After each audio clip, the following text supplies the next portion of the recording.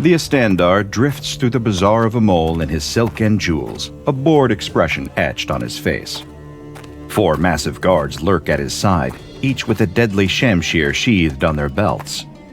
It's 1098. Persia is fractured.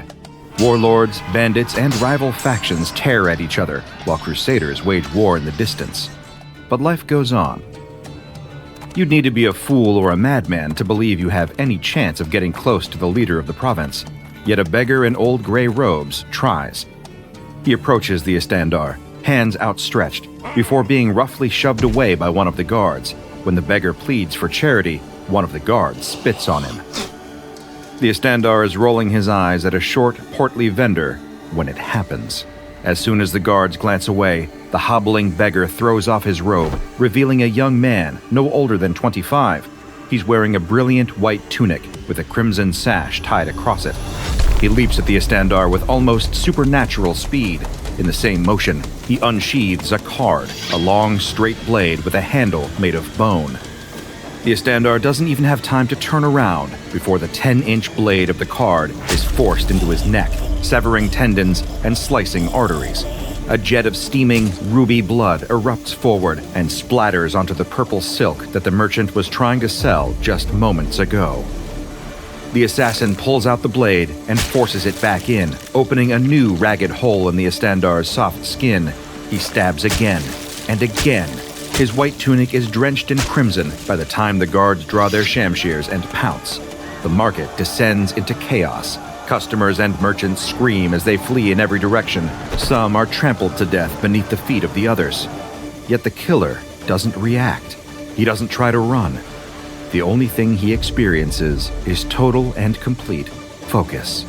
He lets the card drop to the ground alongside the twitching body of the Istandar. As the shamshirs rend his flesh and bone and he collapses into an expanding pile of his own blood, he just looks at the ceiling and laughs. He sees the light shining in from the windows up above. A contented smile spreads across his face. It's almost like he can see paradise already. This is the way of the Hashashin, a member of a secret society in medieval Persia, and some of the most famous and feared killers in all of human history. And you're about to start your new life as one. Your journey into this shadowy world of death begins on the mean streets of Hamadan, one of the oldest cities in Persia. You live a hard life as an itinerant laborer, doing odd jobs for just enough to get you at least one meal a day, most of the time. You dress in rags and are often moved along by the city guards if you linger in some of the settlement's more affluent areas. The days are blisteringly hot, even more so when you're working your calloused hands and blistered fingers to the bone. The nights, when you sleep on the streets, are bitterly cold. Sometimes you're kept awake by the rattling sound of your own chattering teeth. Your endless carousel of bosses treat you like you are worse than dirt. You're beaten and sworn at by the taskmasters for not doing your job fast enough, which is then used as an excuse to dock what little pay you actually get. In the morning, you acknowledge the call to prayer and prostrate yourself towards Mecca. Every time, you silently beseech Allah for a way out of this terrible life you found yourself in. Of the hunger that claws at your belly, of the dust and sand that dries out your throat, of the beatings and the disrespect, of the endless boredom of sleeping every night only to wake up and do it all again. More than anything, you want a sense of purpose in life, a calling that would give you a worthy answer to the question, why do I exist? One day, as you wander the streets, you find your attention captured by a street preacher spreading the word of the Quran to a small group of supplicants. You can tell from his rhetoric that he's a follower of Nizari Ismailism, a secretive sect of Shia Islam that believes their living imam is the absolute, divinely guided earthly representative of Allah. He was chosen by Allah to be the Mahdi, the rightly guided one, the one who will lead the faithful, reform Islam, and deliver justice and equality today. Justice and equality, you think. You sure could use a little of that right now. You listen to the preacher's words before he produces a basket hidden behind him and begins handing out bread to you and the others. It's part of his duty of zakat, one of the 5 pillars of Islam, a religious duty to give charity to the needy. You have no desire to turn it down. You devour the bread and drink deeply of the water he offers. It must be the satisfaction of it, but soon you find your body feeling heavy, sluggish, slow, and then you lose consciousness. How much time has passed? You have no idea, but the sun shines through your eyelids. You open them to see you're laying on what appears to be a pile of expensive silken pillows. Beautiful women emerge all around you, carrying plates of exotic meat and fruit, and jugs of milk and honey. It's a place beyond all mortal imagination. What's happening? You ask. Is this some kind of dream? The women all look at one another and playfully giggle. Not a dream, one of them says. Your soul left your body in that alley. This is paradise, the embodiment of Allah's grace. Here, your every need, your every desire is going to be taken care of. You can't believe it. Allah must have heard your prayers and answered. Before you have any chance to question whether this is all too good to be true, the women are already upon you. They feed you grapes off the vine, offer choice cuts of meat that you never would have been able to afford when you were alive, pour unlimited drinks. Every one of your senses seems heightened. The sights are more beautiful. Food and scents and touch are all more intensely pleasurable. This must be how it is to be a pure soul deprived of an earthly body. Not once do you consider that all of this heightened sensation is actually due to the huge quantities of opium and hashish now flowing through your bloodstream. Days blend into night, and you don't care about the passage of time. This is the greatest feeling you've ever experienced. But after the high comes the crash. On the third night, you lay your head to rest on the pillows, surrounded by the beautiful maidens who adore you. But when you wake, you're on a cold stone floor. Your vision is blurry, and your head pounds from the grinding come-down of the chemical cocktail that was coursing through your veins. And in this darkness stands the Grand Master, Hasan-i Sabbah, looking as large and as powerful as Allah himself. You've heard the local legends. Almost everyone in the area has. To his followers in the order of the Hashashin, he is tantamount to the Mahdi. He is a leader, a scholar, and an expert killer, who carries himself with the poise and dignity of an ancient king. Before him, you can only tremble. I am the one who holds the key to paradise, he says. If you choose to follow my path, all that is holy is to obey my commands, and all that is unholy is to defy me. My men can drop you in that alley again, so that you will never experience paradise and will forever feel the chill of its absence. Or you can follow me, and your place there after death will be assured. What say you? Your head is still reeling, the room spins, but your mind is filled with thoughts of the absolute euphoria of the past 3 days. All you can do is nod like a fool, strings of drool hanging from your mouth. You are my master. I will follow you to paradise. Hassan-i smiles. And just like that, your new life as a member of the Hashashin has begun. You're one of many poor young men dragged off the streets and shown into the private valley embedded deep inside the Alamut Fortress, a place that, to some hapless, starving peasant, truly would feel like a glimpse into paradise. You and all the others have no idea how you're being manipulated, but if you did, you might not take so readily to your training. Your clothes are taken, and your name is no more. You're given the uniform of the Hashashin, a simple white tunic with some element of red, like a wound cut across snow-pale skin. For you, it's a sash that goes from your shoulder to your opposite hip. For others, it's gloves or boots or a hat. The uniformity is important. It reminds you that you're just another one of the hundreds of sprawling arms of Hasan-i Sabbah.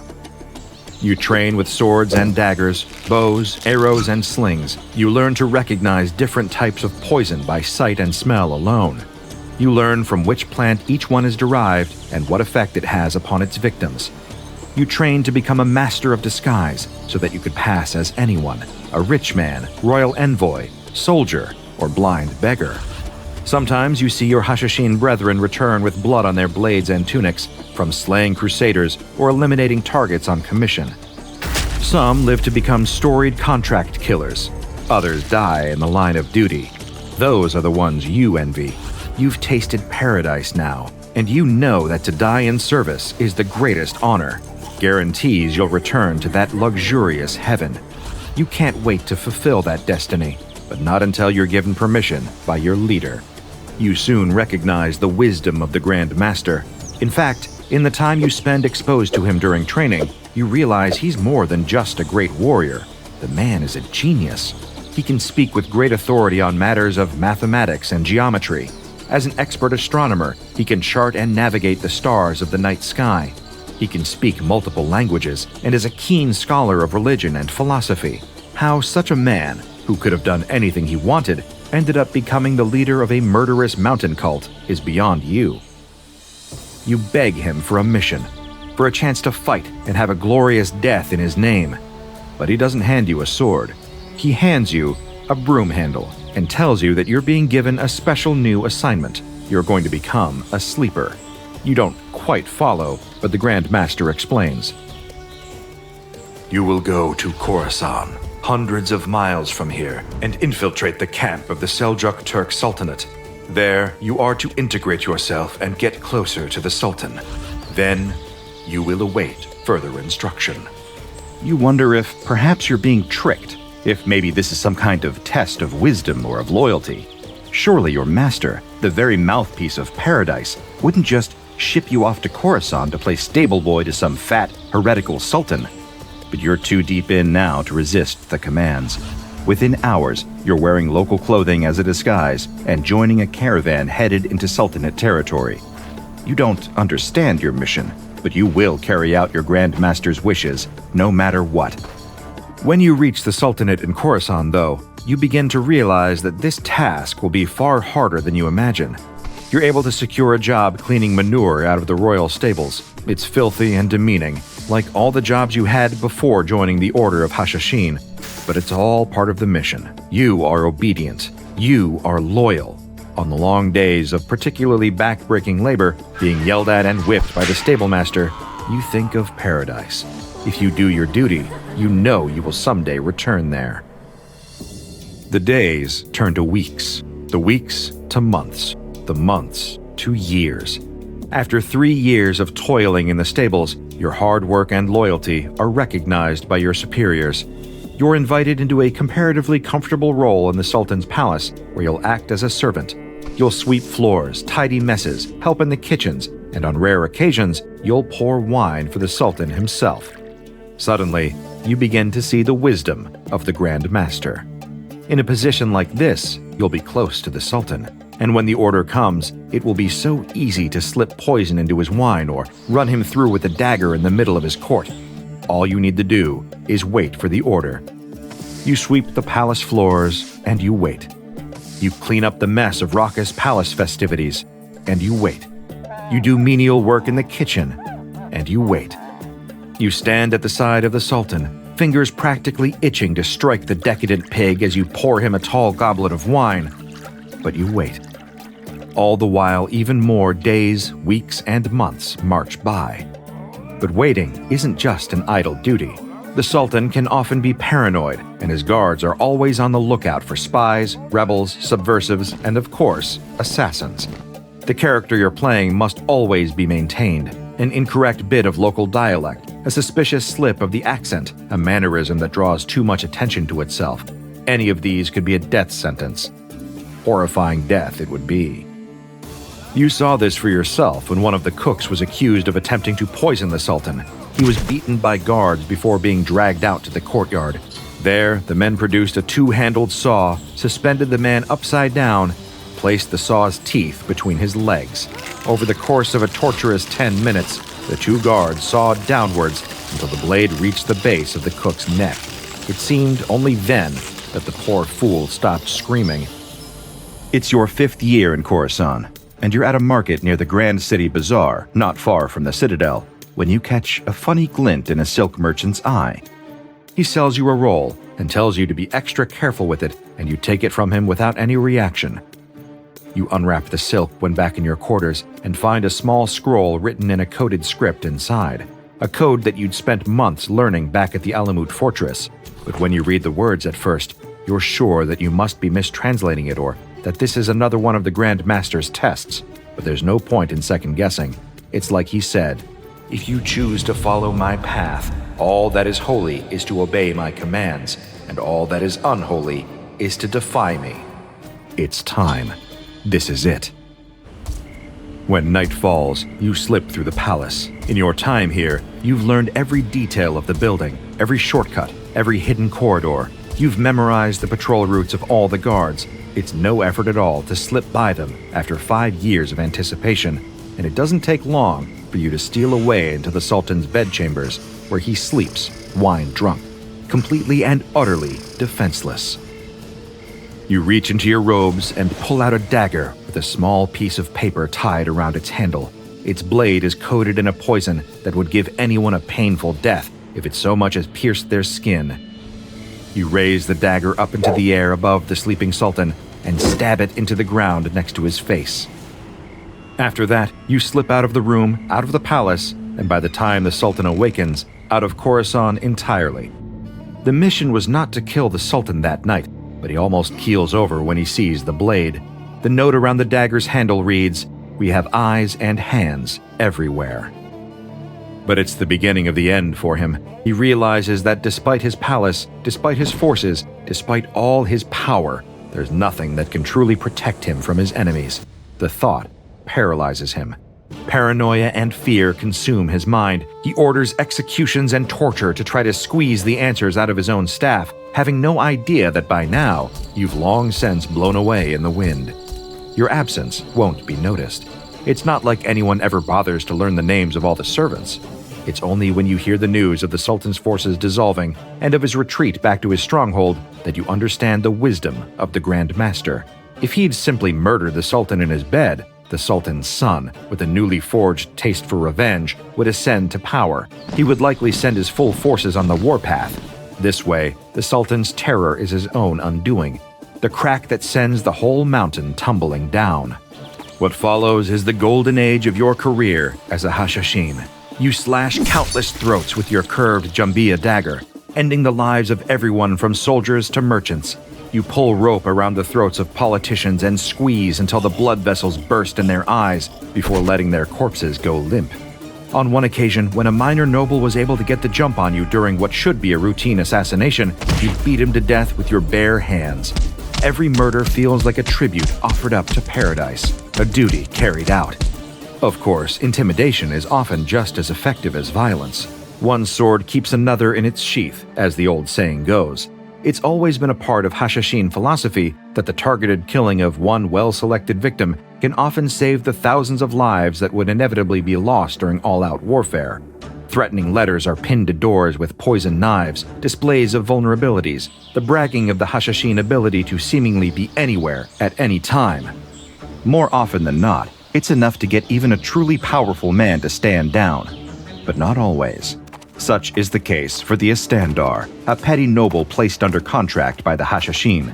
At first, you try the same intimidation tactics to scare him back into line and cease his course of action. But this time, it doesn't work. He digs in his heels and begins to take the threat of assassination out against his own populace. Every day, a new civilian is dragged out into the streets and beheaded by the Istandar's men just to show his ruthlessness. It seems that there's no reaching him in his mansion. Between the structure of the building itself and the sheer number of guards posted, infiltration with a chance of success is low. Instead, you watch him. Just as you did the Sultan in Khorasan, you know that if you follow his moves for long enough, you'll be able to find some point of attack, a time when he has his guard down. After a few months of relentless observation, you notice that every so often, he visits the Bazaar of a mole. He's still protected, of course, but with only 4 armed guards. Still, the chances of you being able to land a death blow and get away alive are close to none. But you'd be lying if you said that didn't excite you. After all these years of devotion, you have a chance to die honorably in the commission of your duties, a chance to return. Picking out the perfect tattered cloak and working on your stumbling elderly gait, you know they'll never suspect a thing until it's too late. It makes you smile as you sheath your card and tuck it behind your sash. The day has finally arrived. The Bazaar of Amol is a suffocating wall of heat filled with shouting merchants, men, and animals. The Istandar stops at a stall. He runs his hand over a bolt of purple silk. His 4 armored guards form a wall of heavy steel around him. You lean heavily on your walking stick, playing the elderly beggar perfectly, and begin hobbling towards him. 15 feet, 10 feet, 5. You stretch your hands towards the Istandar and plead for a coin, a crumb of food, any bit of charity.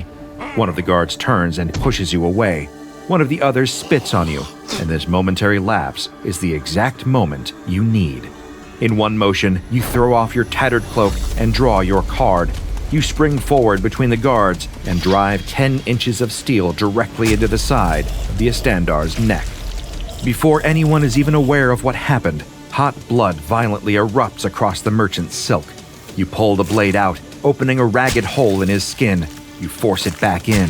You stab again and again until your pristine white tunic is drenched in crimson. The market descends into absolute shrieking chaos. Civilians trample each other trying to flee as the Istandar falls to the dirt, dead long before he hits the ground. You don't try to run. Instead, you simply open your hand, your bloody card clattering onto the cobblestones next to his body. The 4 guards all pull their heavy shamshears from their scabbards and pounce on you, their steel coming down to rend your flesh and bones. But you do not scream. As your body is violently hacked to pieces, the agony is instantly washed away by a rush of memory. You smell the roasted meats. You taste the sweet wine. The golden light of the Alamut garden completely envelops your mind. Paradise, at last. Soon, stories of the violent murder of the Istandar in the Bazaar of Amol begin to spread like a twisted fairy tale. It's just one more story of the terrifying, violent prowess of the Order of Hashashin, all with the same message, that the Hashashin can get you anywhere. Kings and sultans begin wearing chainmail underneath their robes for fear that an assassin in a white tunic will emerge from the darkness and stab them to death. Their guards surround them while they sleep. Some have 2 or 3 different poison tasters, double and triple checking every bite they eat.